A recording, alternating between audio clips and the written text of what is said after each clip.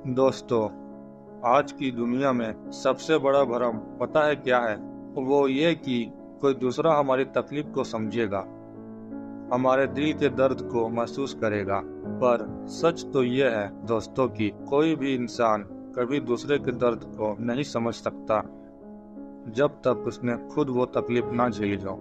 अगर आप बहुत बड़े दर्द से गुजर रहे हो और आप किसी ऐसे इंसान के सामने अपना रोना रो रहे हो जिसने तकलीफ का टी भी नहीं देखा हो, तो दोस्तों, आप सबसे बड़े मूर्ख हो। वो या तो आपकी मजबूरी का फायदा उठाएगा या फिर आपका मजाक बनाएगा। और याद रखना, वो कोई भी हो सकता है, आपका दोस्त, आपका भाई या आपकी पत्नी। इस दुनिया में आपका दर्द सिर्फ आपका है। या तो आप उसे समझते हो या फिर वो परम पिता परमात्मा जिसने इस संसार को बनाया है। इस बात को समझने के लिए मैं आपको एक छोटी पर दिल को झंझोड़ देने वाली कहानी सुनाता हूँ। ये कहानी है माधव की। माधव एक बेहद भोले दिल का और मेहनती लड़का था। वो एक मिट्टी के बर्तन बनाने वाले का बेटा था, पर उसकी किस्मत में मेहनत और ठोकरों के अलावा कुछ नहीं था। जब माधव छोटा था तभी एक हादसे में उसके माता पिता चल बसे। उसके सर पर एक छोटा भाई था और एक बूढ़ी दादी थी। माधव ने अपनी जवानी, अपनी खुशियों, अपनी हर एक ख्वाहिश को मारकर दिन रात कड़ी धूप में मिट्टी ढोए, पत्थर तोड़े, ताकि उसका भाई पढ़ लिख सके और घर में रोटी बन सके। कई रातें ऐसी थी दोस्तों जब घर में सिर्फ एक रोटी होती थी। माधव अपनी दादी और भाई को खिला देता और खुद पानी पीकर सो जाता। उसके पैरों में छाले पड़ गए थे, ठंड में हाथ फट जाते थे, पर वो मुस्कुराता रहता कि एक दिन सब ठीक होगा। वक्त बदला। उसका छोटा भाई पढ़ लिख कर शहर में एक बहुत बड़ी कंपनी में मैनेजर बन गया। माधव की शादी भी हो गई। माधव को लगा कि अब उसके दुख के दिन खत्म हो गए। अब उसके इस त्याग को, उसके इस दर्द को समझेंगे। एक दिन घर के आंगन में दो भाई और माधव की पत्नी बैठे थे। माधव ने बड़े प्यार से अपने भाई से कहा, भाई, अब जब तुम कमाने लगे हो तो चलो इस पुराने मिट्टी के घर को पक्का बनवा लेते हैं। मेरी पीठ में अब वो पहले जैसा दम नहीं रहा। पत्थर उठाते उठाते दर्द करता है। पता है दोस्तों, उसके भाई ने क्या जवाब दिया?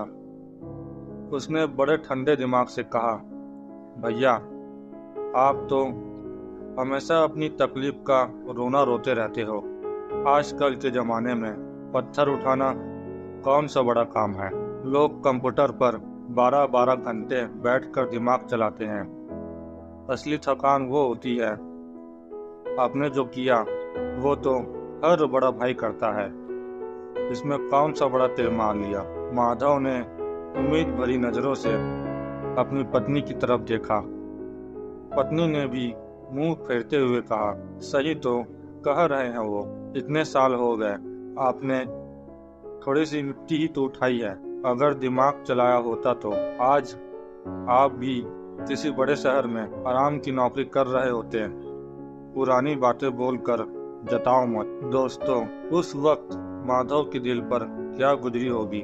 जिस भाई के लिए उसने अपना खून पसीना बहाया, जिस पत्नी के लिए वो दिन रात एक कर रहा था, उनके लिए उनकी जिंदगी भर की तकलीफ सिर्फ एक मामूली बात थी, क्योंकि उन दोनों ने कभी भूख में रात नहीं गुजारी थी।